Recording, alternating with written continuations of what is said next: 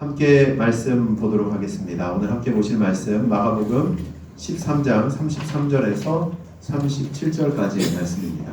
주의하라, 깨어있으라. 그때가 언제인지 알지 못함이라.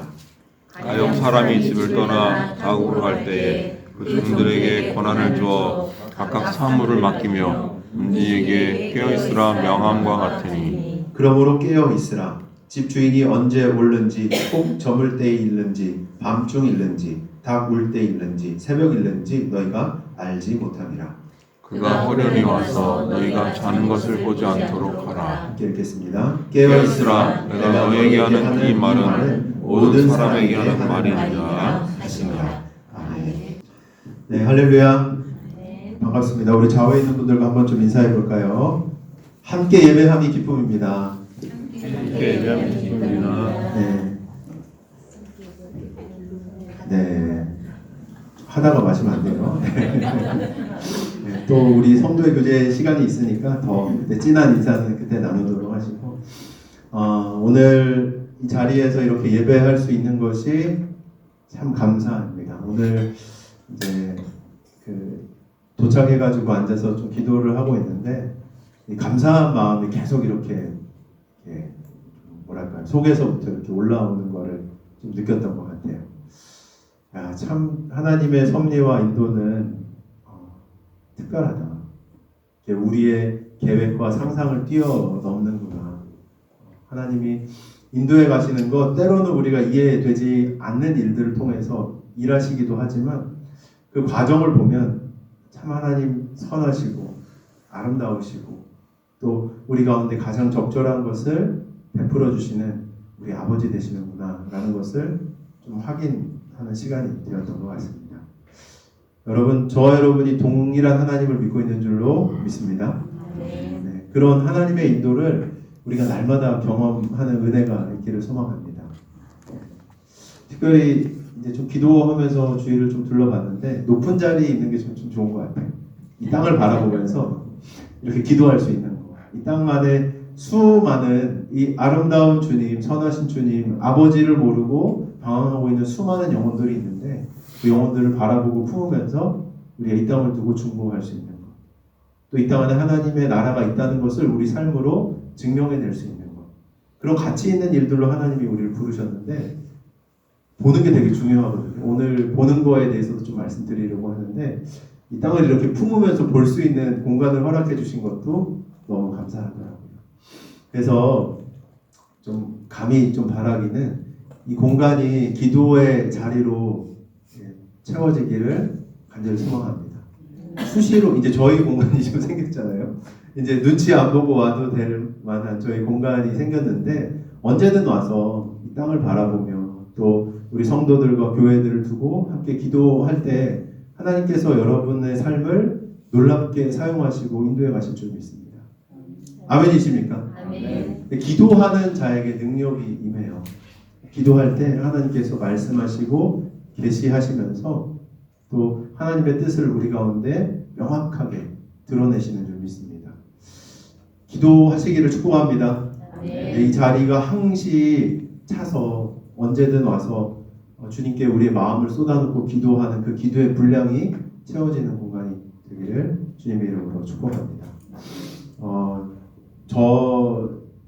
제가 조금만 가까이 있었으면은 매일마다 와서 이곳에서 이제 기도하고 싶은데 같이 함께 어디에 있든 그래도 특별히 저희 공간이 생겼으니까 이 자리를 좀 채워주시면서 같이 함께 기도의 용사로서 저와 여러분들이 좀 세워가기를 축복합니다.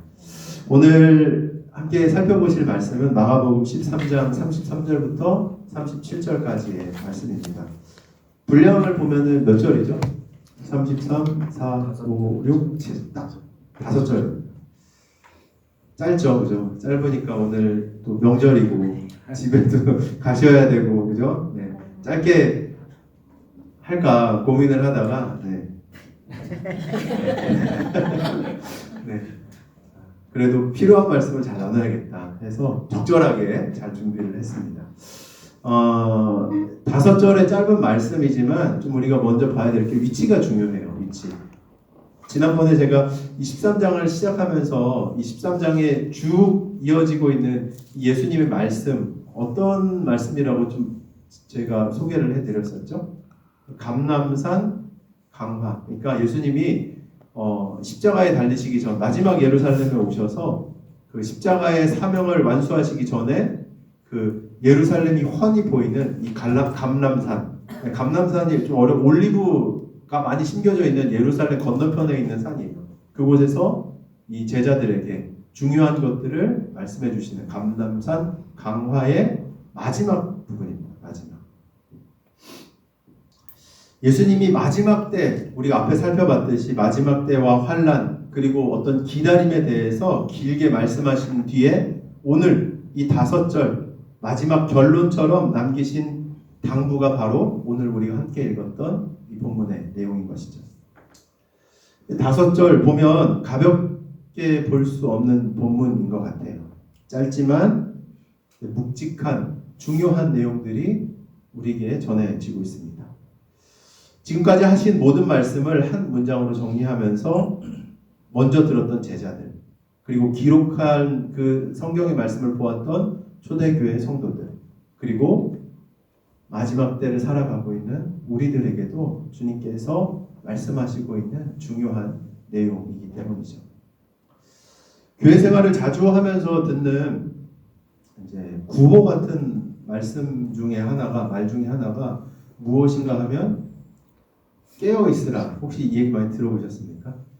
교회나 어디든 우리가 신앙생활을 조금만 하다 보면은 깨어 있어야 된다라는 얘기를 심심치 않게 듣게 됩니다. 마지막 때에 깨어 있어야 된다. 영적으로 잠들지 말아야 된다. 정신 차리고 살아야 한다. 하는 등의 말씀들을 교회 생활을 하다 보면 자주 듣게 되죠. 이런 메시지의 근원이 바로 오늘 우리가 함께 읽었던 이 말씀입니다. 오늘 본문에서만 깨어 있으라 몇 번 등장하는지 혹시 아세요? 읽어보면 이제 그냥 잘 쑥 넘어가니까 모르시잖아요, 그죠? 깨어 있으라 몇 번 등장합니까? 4번 나오네요. 짧은 5절에 깨어 있으라가 몇 번 등장한다고요? 네. 4번이나 등장합니다. 반복해서 하는 말은 무슨 얘기일까요? 강조한다는 건 중요하다는 거예요. 이 중요한 말씀입니다. 반복돼서 기록됐다는 건 분명히 중요한 말씀일 터인데, 그러면 이 깨어 있다라는 말이 정말 무슨 의미인가? 라는 질문들을 우리가 좀 던져봐야 될 필요가 있는 거죠. 깨어 있으라는 말은 도대체 무슨 뜻일까? 긴장하라는 말인가? 두려워하라는 말인가? 아니면 잠을 줄이라는 말인가? 예수님은 왜 굳이 그때가 언제인지 알지 못한다고 말씀을 하실까? 우리가 날짜를 알면, 지난 시간에도 잠깐 말씀드렸지만 마음이 좀 편해요. 그죠? 언제 무엇이 있을지를 알면은 이렇게 해서 우리가 준비하면 되겠다라고 계획할 수 있습니다. 그러면 어떻게 돼요? 불안함이 좀 줄어들어요. 근데 예수님께서는 날짜를 말씀하신다 하시지 않는다? 하시지 않는다. 날짜를 말씀 안 해주세요. 그리고 깨어있으라고 말씀하시는 거죠. 이런 말씀을 통해서 예수님이 정말 어떤 얘기를 하고 계신 것일까? 라는 것을 우리가 좀 질문해 봐야 될 필요가 있는 것이죠. 이런 질문들을 가지고 오늘 본문을 좀 살펴보다 보면 예수님의 메시지가 더욱더 선명하게 좀 발견되어지는 은혜가 임할 줄로 믿습니다. 지난주에 원청자, 원독자, 제가 계속 요 얘기를 하는데, 원청자 누구죠? 까먹으셨나요? 원청자 누구죠? 제자들. 청 듣는 거잖아요. 그죠? 예수님의 말씀을 직접 들었던 원청자는 제자들. 원독자는요? 이것도 어려워. 원독자 누구죠? 네. 처음에 이 말씀이 필요해서 기록되어져서 그 읽었던 초대교회 성도들. 특히나 이제 추정을 해보건대 로마의 네로의 박해 시기 때 이 복음이 어떤 것인지, 교회가 어떤 곳인지를 확인하는 과정이 필요한 성도들에게 이 말씀이 쓰여졌다 말씀드렸었죠. 그래서 초대교회 성도들, 원독자, 원청자. 근데 37절에 보면 그게 좀 확정이 되는 거 우리가 오늘 본문에 볼 수 있어요. 37절 예수님 뭐라고 말씀하시죠? 내가 너희에게 하는 이 말은 뭐요? 모든 사람을 함께한다. 네, 모든 사람에게. 이 마지막 결론 부분을 예수님이 말씀하시면서 이 얘기는 제자들 너희들에게만 하는 것도 아니고 또 초대교회 밖에 상황가 있는 성도들에게만 하는 것도 아니라 누구에게요? 지금 이 마지막 때를 살아가고 있는 우리 성도들에게도 동일하게 주시는 말씀이라고 예수님께서 지금 이야기하고 계신 것이죠. 저와 여러분에게 이 음성이 들려지는 은혜가 있길 주의 이름으로 축원합니다. 마지막 때를 살아가는 성도들에게 필요한 말씀을 지금 예수님께서는 이 마지막 결론 부분을 통해서 감람산 강화의 이 마지막 핵심적인 부분을 통해서 말씀하고 계신다는 거죠. 예수님이 말씀하시는 이 깨어있음, 여러 차례 반복된 이 깨어있음이 무엇인지 발견되는 은혜가 있기를 축복합니다. 한 절 한 절 오늘 좀 차례대로 절별을 따라서 좀 살펴보도록 하겠습니다. 33절 다시 한번 같이 읽어봅니다. 시작. 주야라 깨어있으라 그때가 언제인지 알지 못함이라. 네. 뭐라고요? 주의하라 깨어있으라. 여기에서 핵심적인 단어가 방금 여러분이 보셨던 이 두 가지 단어입니다. 뭐라고요? 주의하라 깨어있으라. 먼저 이 주의하라라는 말은 우리말로 생각해 보면은 이게 그 의미를 좀 잘못 받아들일 수가 있는 것 같은데 주의하라 하면은 무슨 생각이 드시나요? 조심해라. 너 조심해야 돼 라는 생각 말처럼 들릴 수가 있는데 본문의 원어나 이 흐름을 살펴서 이 주의하라 라는 단어를 살펴보면 그 뜻이 아니에요. 조심해라 라는 뜻이 아닙니다. 헬라어로 이 조심하라 라는 단어가 블레포 라는 단어인데 무슨 의미가 더 크냐면 살피다, 주시하다, 그리고 관찰하다 라는 의미의 뜻이에요. 뭐라고요? 살피다, 주의하다, 관찰하다. 한마디로 이 주의하라 라는 건 조심해라가 아니고 뭐예요? 잘 봐라는 거예요. 보세요. 살피다, 주시하다, 관찰하다. 다 뭐예요? 보는 거예요. 잘 봐라라고 예수님이 먼저 얘기하시는 거예요. 예수님이 무슨 얘기를 하시는가 하면 이 한마디로 정리하면 시선을 어디에 둘지를 정리해라 라고 말씀하시는 거예요. 여러분 사람은 이런 것 같아요. 시선이 끌리는 대로 무엇이 따라가게 돼 있냐면 마음이 움직이게 돼 있는 것 같아요. 눈은 잠언의 말씀에 보면 뭐의 창이라고 얘기하죠? 마음의 창이라고 얘기해요. 제가 이런 걸 요즘 고민을 하다가 어떤 좀 적절한 예가 있을까 좀 생각을 해봤는데 저희 첫째가 요즘 재미나이하고 아주 사랑에 빠졌어요. 난리가 났어요. 그래가지고 옛날에는 대화하고 같이 노는 책도 읽어주고 이게 너무 좋았거든요. 그래서 막 그런 시간들 많이 보냈는데 요즘 걔랑 얘기를 하려고 하면은 저랑 얘기 안 해요. 누구랑 얘기하냐면 재미나이야 물어봐요. 뭐 포켓몬스터 누가 더 세고 누구랑 누가 붙으면은 어떻게 되는 거야 하면서 계속 물어. 대답을 너무 잘해주니까 아빠보다 훨씬 잘해주거든요. 근데 제가 좀 이런 걸 느꼈어요. 눈앞에 핸드폰을 두고 있는 아들하고 내가 소통하려고 얘기를 해보면 아들이 대답은 하기는 해요. 근데 눈을 뭐 보고 있냐면 재미나이 계속 쳐다보고 있는 거예요. 여러분 이런 상황 좀 경험해보지 않으셨습니까? 누구랑 소통하려고 하는데 앞에 사람이 핸드폰 보고 있으면 그 사람이 나하고 대화하고 있는 거예요? 안 하고 있는 거예요? 하고 있는 겁니까? 안 하는 겁니까? 마음이 딴 데가 있어요. 이 보는 것에 우리의 마음이 뺏겨서 다른 것에 마음이 있고 뭐 대답은 할지 모르겠어요. 지원아 손 씻었어? 가방 내려놨어? 물통 꺼냈어? 책 읽어줄까? 대답은 해요. 근데 마음은 다른 곳에 가 있어요. 시선이 다른 곳에 팔려 있다라는 거죠.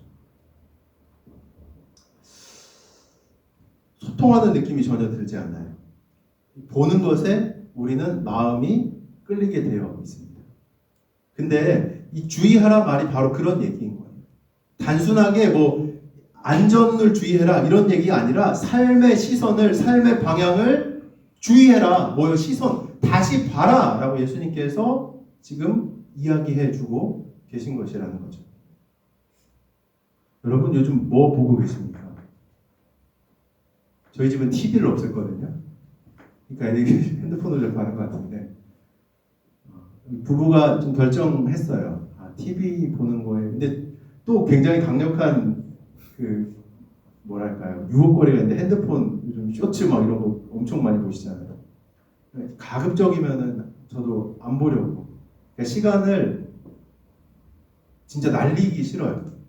하나님이 우리에게 주신 이 소중한 시간을 가치 있는 것을 추구하면서 살아가야 될 이 값어치 있는 시간을 허공에 그냥 막 날리는 거예요. 뭔가 그 조금 자극이 될 만한 거를 계속 보면서 눈을 어디에 두어야 하는지 이 마지막 때에 우리가 살펴봐야 하는 거예요.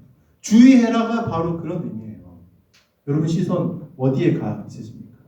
무엇을 향해서 여러분의 눈에 마음의 창을 열어두고 그것을 목도하고 계신가요?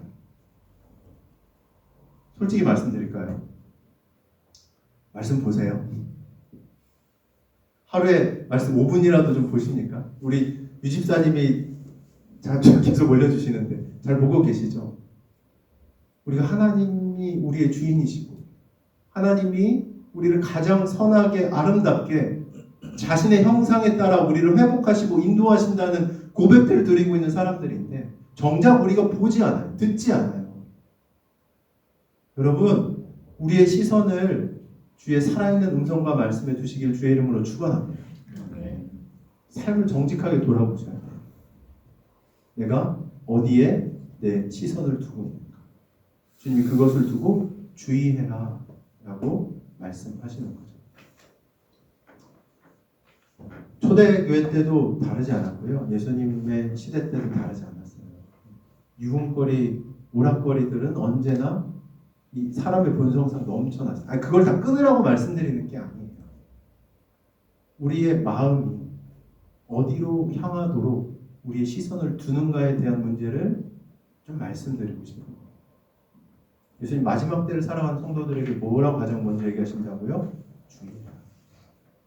두 번째로 뭐죠? 깨어 있으라.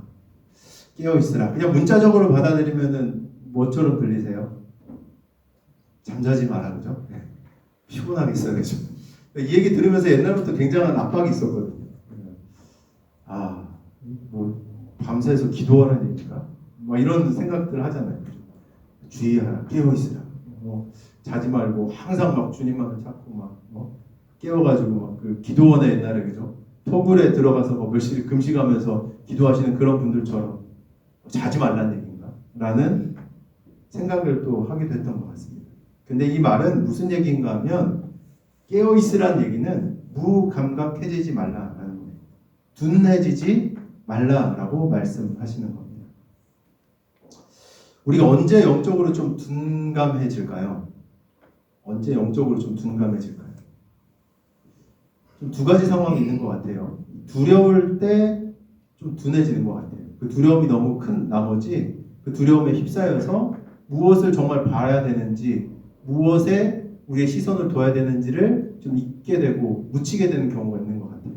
그리고 또 한 가지, 언제 좀 둔감해지냐면 익숙함이 커지면은 둔감해져요. 에이, 내가 맨날 들었던 예배고 내가 예배 한두 번 드려요. 저 예배 몇 번 드렸게요? 많이 드렸어요. 엄마 뱃속에서부터 예배 드렸습니다. 둔감해지면요 예배 드리는 게 아니에요. 그냥 그 자리에 나와 앉아가지고 그러게요. 주님과 전혀 상관없이 있을 수도 있다라는 거죠. 깨어 있다라는 것. 예수님 거기에 뭐라고 얘기하시냐면 그때가 언제인지 알지 못한다라고 덧붙이고 계세요. 주의하라, 깨어 있으라, 그때가 언제인지 알지 못한다. 이 말씀을 마지막 때를 살아가고 있는 성도들은 새겨 들어야 됩니다. 새겨 들어야 됩니다. 예수님의 의도는 무엇인가 하면 저는 이렇게 좀 느꼈어요. 너희가 너희의 삶을 다 통제하려고 하지 마라. 두려운 사람들은 그렇거든요. 다 일일이 계산을 해놔요. 그러니까 이게 두려움에서 전 좀 반영된 게 아닌가라는 생각을 하는데 틀어지는 거를 용납을 못해. 불같이 화를 내. 그러는 분들 혹시 보셨나요? 그러니까 하나하나를 다 계획해놔야 마음이 어때요? 안심이 돼요. 근데 주님, 거기에 개입할 여지가 있을까요? 내 계획대로 이렇게 다 짜놨는데, 물론 막 형편없이 아무 계획 없이 살라는 얘기는 당연히 아니에요. 근데 무슨 얘기인가 하면 너희의 삶을 너희가 다 통제하려고 하지 마라. 주님이 우리에게 말씀하시는 것이 아닐까. 그때가 언제인지 알지 못한다. 그리고 너희가 다 계산해서 너희의 삶을 스스로 자기 것인 양 장악하며 살지 말라라는 메시지가 함께 담겨 있는 것이죠. 그 영역은 누구에게 달려있나? 하나님께 달려있어요.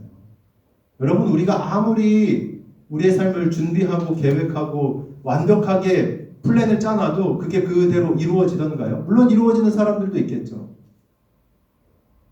근데 그렇지 않아요. 누가 주관자이신지를 인정하는 것과 그렇지 않은 것에 큰 차이가 있습니다. 인생의 모든 영역은 누구에게 달려있는가? 주님께 달려있어요. 하나님이 우리 인생을 주관하시는 분이신 줄로 믿으시길 바랍니다. 이 땅을 주체하시고 주관하시고 세우시고 이끌어가시는 분이 바로 우리 전능하신 하나님이신 줄로 믿으시길 바랍니다. 이 믿음의 고백들을 우리가 드리면서도 우리 삶의 영역들은 때때로 내려놓지 못한다는 거예요. 내가 내 삶의 주인인가? 내가 내 삶의 주관자인 양 살아가는 모습들이 나타날 수도 있다는 것이죠. 이런 신앙의 착각들이 있습니다. 알면은, 내가 더 잘 알면은 더 잘 믿는다라는 생각들을 하시기도 하는데, 뭐 이런 얘기들도 들어요. 더 정확히 알면은 내가 이 혼란한 세상에서 덜 흔들릴 텐데, 확실히 알면은 더 어떻게 보면 믿음의 담대함을 살아갈 수 있을 텐데 라는 생각들을 하시기도 하죠. 근데 예수님은 그런 질문에 대해서 즉답을 주시지 않아요. 즉답을 주시지 않아요. 예수님 저희를 잘 아세요. 그래서 무슨 얘기를 하시는가 하면 너희의 시선을 바꿔라 라는 얘기를 하시는 거예요. 주의해라. 너희가 안다고 나를 더 잘 믿는 것이 아니에요. 보이지 않는 이 믿음의 영역들을 살아내는 과정들을 하나님이 우리 가운데 걷게 하시는 거예요. 안다고 믿으면 박사들이 다 믿지 않았겠어요? 안다고 믿으면 공부 많이 한 신학교에서 가르치는 교수님들이 더 막 훌륭한 믿음을 갖고 막 그렇게 살지 않겠습니까? 이 지식적인 암과는 다른 영역인 거예요. 물론 말씀을 잘 보고 알아야 되는 부분들이 있긴 하지만 지식이 우리를 믿음으로 데려다 주는 게 아닙니다.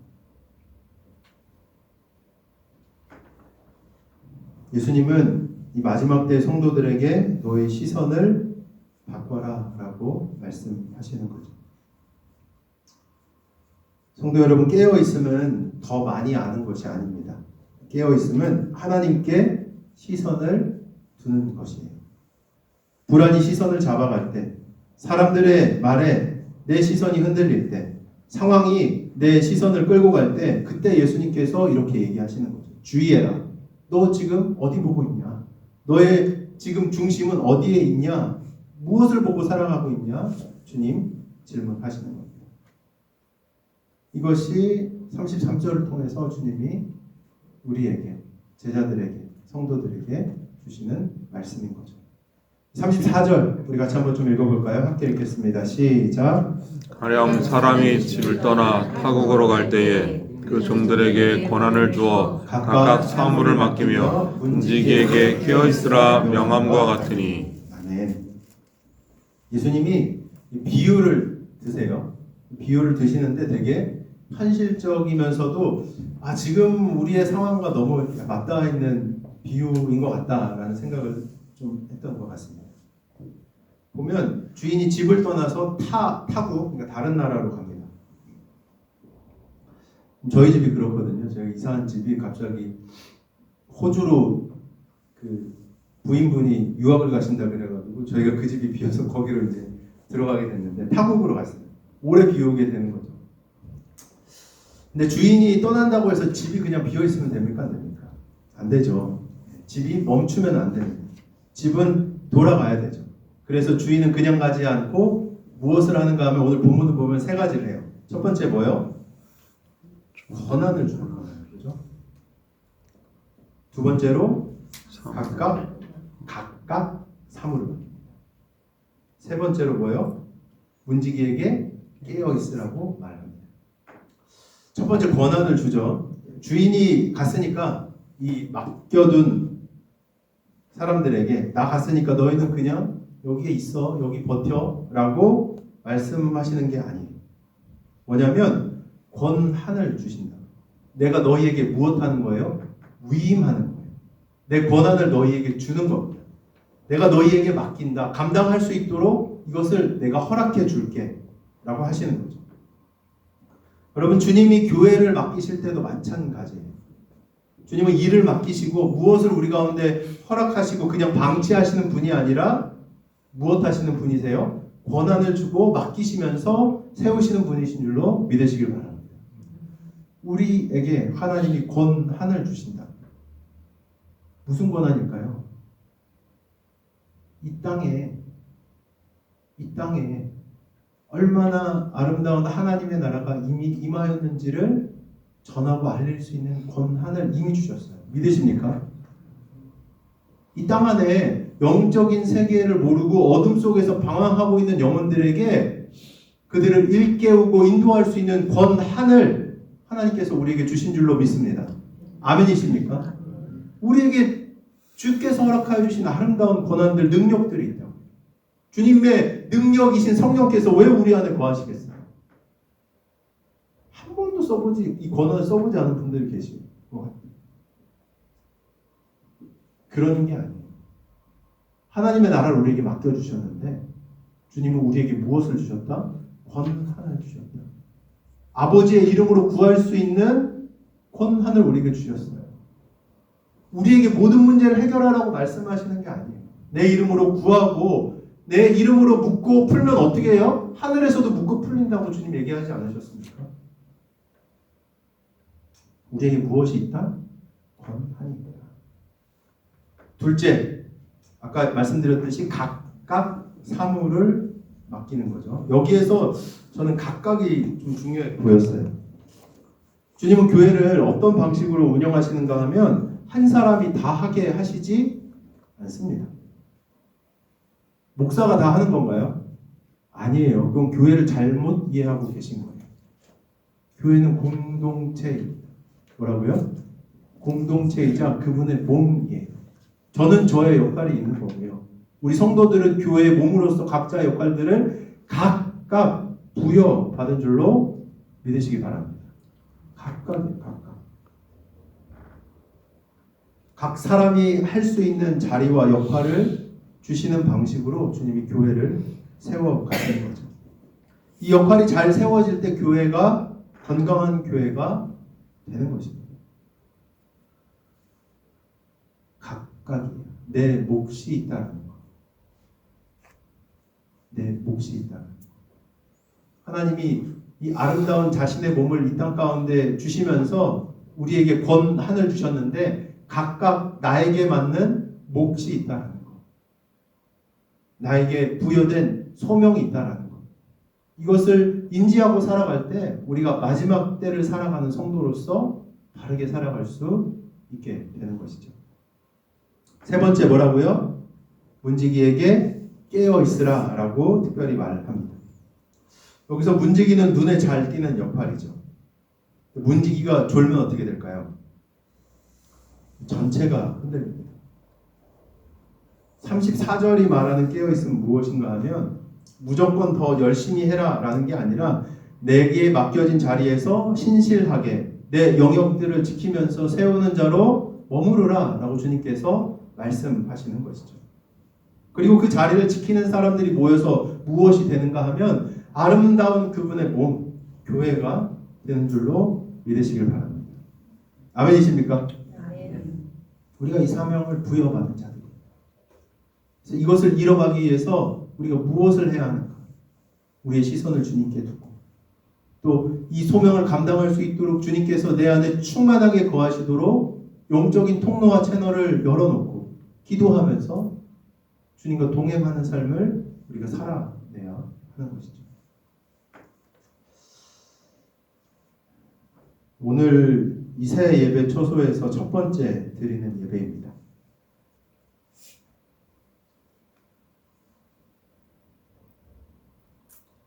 수고 많으셨어요. 쉬운 일이 아니었을 거라고 저도 생각합니다. 그래도 저도 수시로 와서 제가 기회가 된다면 기도하고 하나님의 은혜를 좀 구하는 시간들을 가졌던 것 같아요.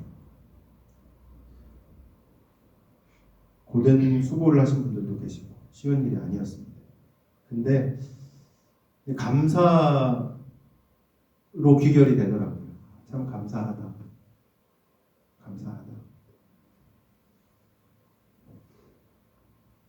이렇게 우리가 함께 모여서 예배하는 것이 가능한 것, 각자의 맡은 바를 우리가 수고하면서 섬겨주셨기 때문에 또 이 자리에서 이렇게 감사를 드리며 주님께 예배할 수 있지 않은가. 무거운 짐을 맡아주신 분들이 계셨고 그 수고 위에 여러 성도님들이 손을 보태주시고 정리와 청소, 운반, 점검 왔는데도 막 걸레질하고 계시네요.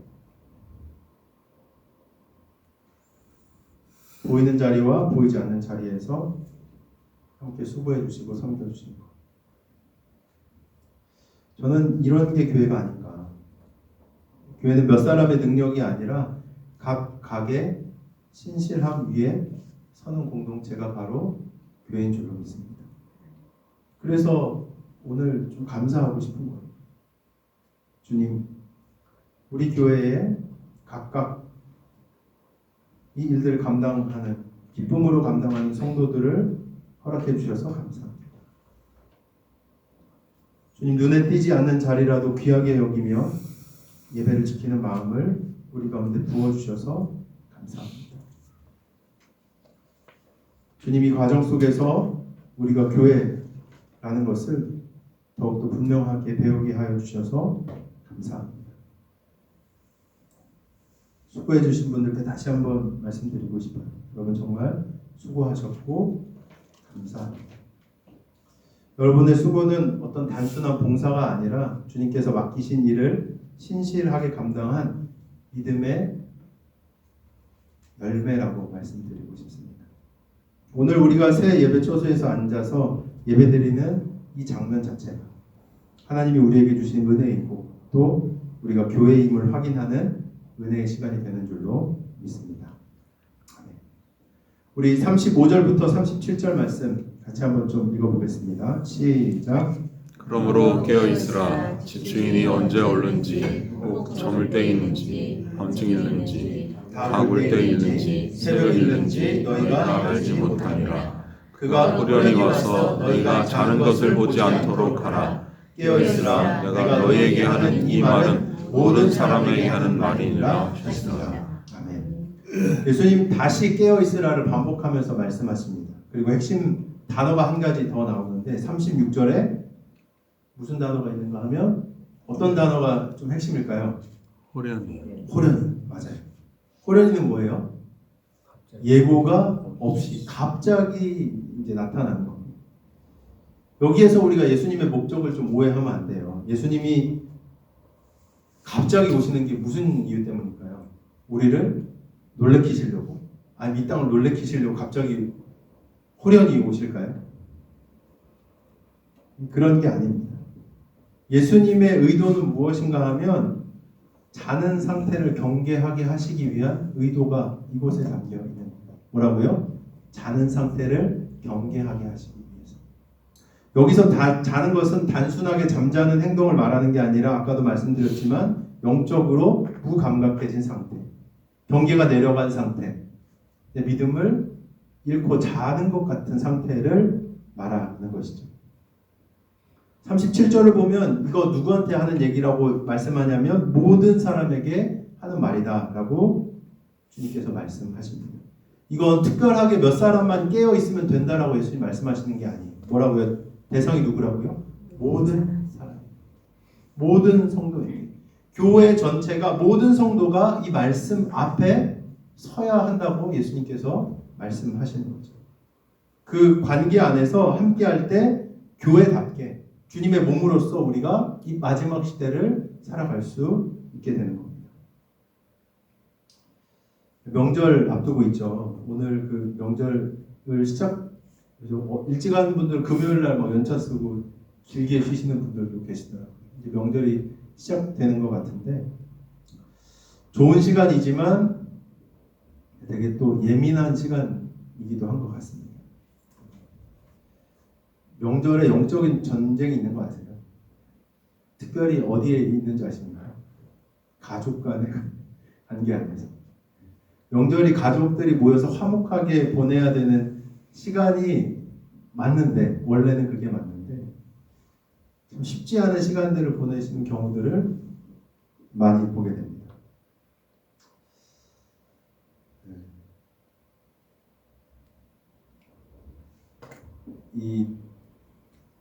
제가 말씀드리면서 영적인 이제 전투다라는 말씀을 드렸잖아요. 그죠? 명절에 특별히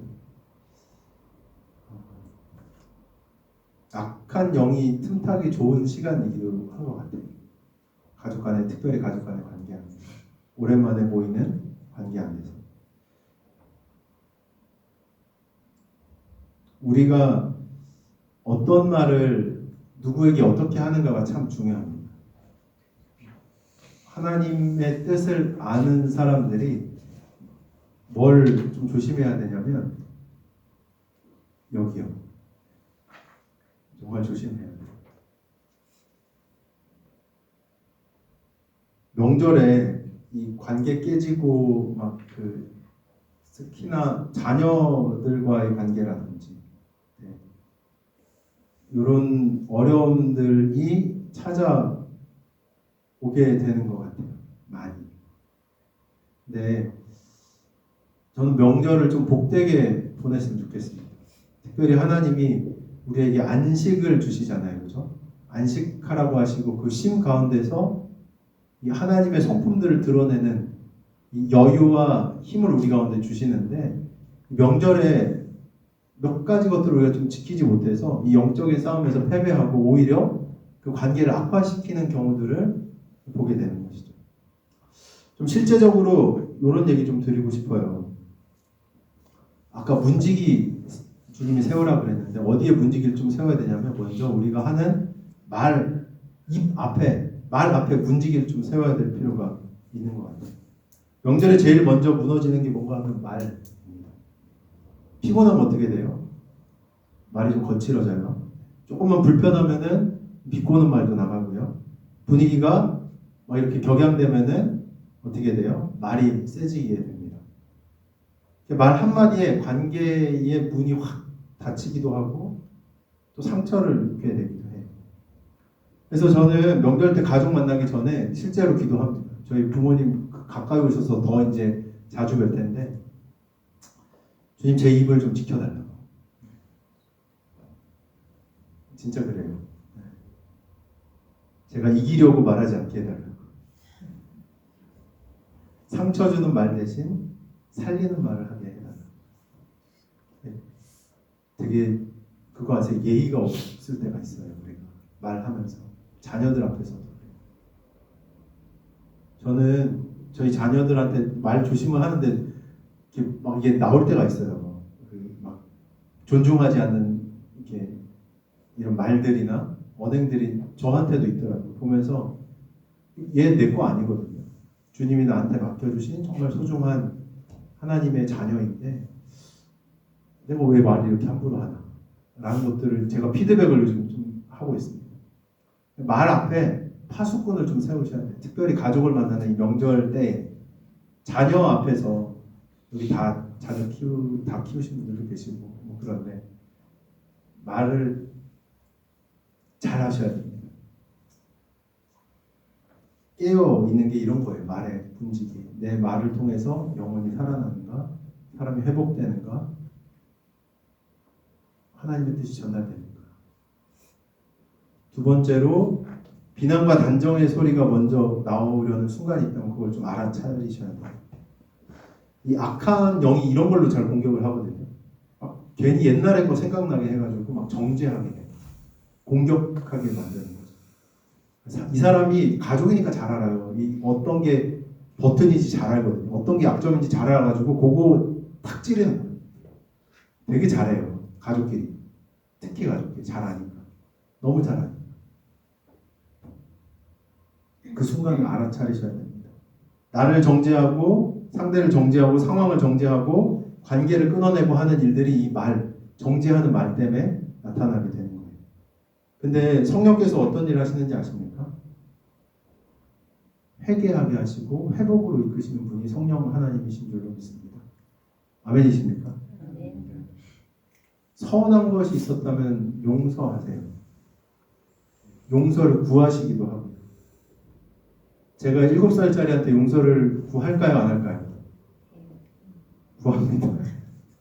조금 자존심이 상할 때도 있어요. 근데 미안해. 아빠가 잘못했어. 라는 말이 안 나오거든요. 잘 연습하시는 거예요. 파수꾼을 세우고 이 아이를 내 소유로 보지 않고 하나님의 자녀로 보고 이 아이를 세우는 겁니다. 얘가 하나님이 어떤 분이신지 알아갈 수 있도록, 자기가 얼마나 존중받고 사랑받고 있는지 알 수 있도록 여러분의 언어나 말이 그렇게 쓰임받아야 하는 것이죠.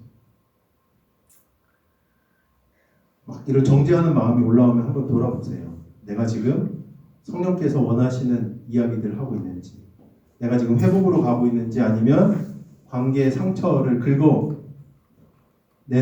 이야기를 하고 있는지, 이런 질문들을 드릴 때 우리가 분별할 수 있는 거예요. 깨어 있을 수 있는 거죠.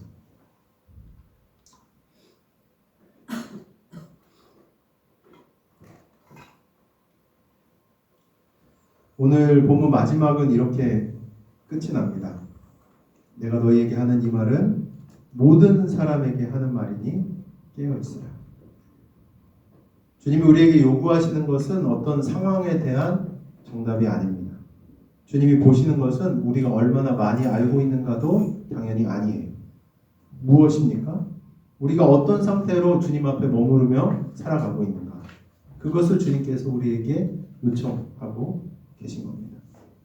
오늘 본문 분명하게 얘기해요. 반복하면서 뭐요? 깨어있어요. 깨어있어요. 깨어있어요. 깨어있어요. 33절을 통해서 뭐 말씀드렸죠? 깨어있으면 시선의 정렬인 거예요. 내 눈이 무엇을 보고 있는가?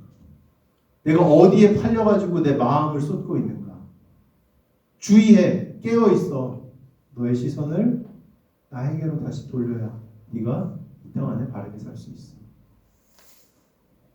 34절 깨어있음은 맡겨진 자리에서의 신실함이에요. 주님은 각각 그 일들을 통해서 교회를 세우십니다. 가정도 뭐예요? 교회입니다. 주님이 직접 디자인하신 2개 공동체가 딱 2개밖에 없는데 그 2 공동체가 뭐예요? 가정하고 교회. 가정도 뭐가 돼야 돼요? 교회가 돼야 돼요. 하나님이 머무시는 거. 하나님이 함께 하시는 거. 여러분의 가정이 주님이 머무시는 성전이 되길 주의 이름으로 축원합니다. 그 일들을 만들어 가시는 거예요. 각각 그 사물을 돌아보아 각각 우리에게 맡겨진 사명들을 감당하며 아름다운 교회로 가정과 이 교회 공동체를 세워가는 일들이 우리 가운데 있어야 하는 것이죠. 그리고 35절과 7절을 통해서 자는 상태를 주님 경계하라고 말씀하시는 거예요. 특별히 설 명절을 앞두고 가족 관계 안에서 분열과 비난 이런 공격을 분별해서 말과 마음을 지키면서 이 가정을 아름답게 세워가. 되게 영적인 건지 알고는 계시나요? 너무 중요해요. 그냥 교회에서 와서 이렇게 제가 주일 아침에 엄청 잘하거든요. 저희 아들한테. 그렇게 안 하고 보면 설교 못해요. 가정이 먼저 주님이 머무시는 공간이에요. 되게 영적인 일이에요. 그럼 가정이니까 그냥 편해서 항상 아예 우리 가족은 뭐 이렇지라고 생각하시는 건 조금 한 차원을 못 보시는 거예요. 가정에서의 관계가 되게 영적인 일이에요. 너무나도 중요한 영적인 차원의 공동체가 가장 원초적인 공동체가 가정인데 거기에 주님의 성품과 인도함이 없다면, 임재가 없다면 어떻게 되겠어요? 너무 중요한 거예요.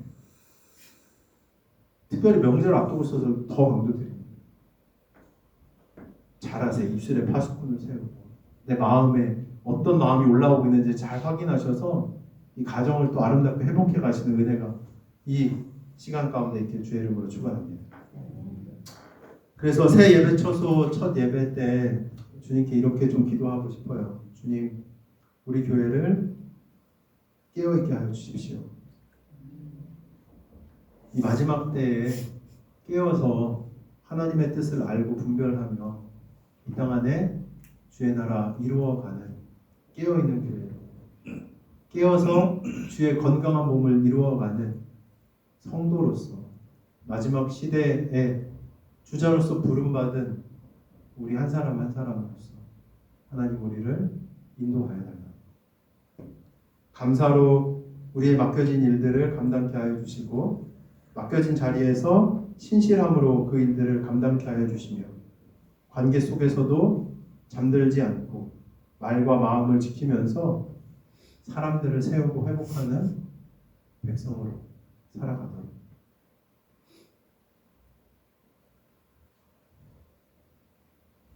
우리가 깨어서 주님을 맞이하는 성도들 되시길 축원합니다.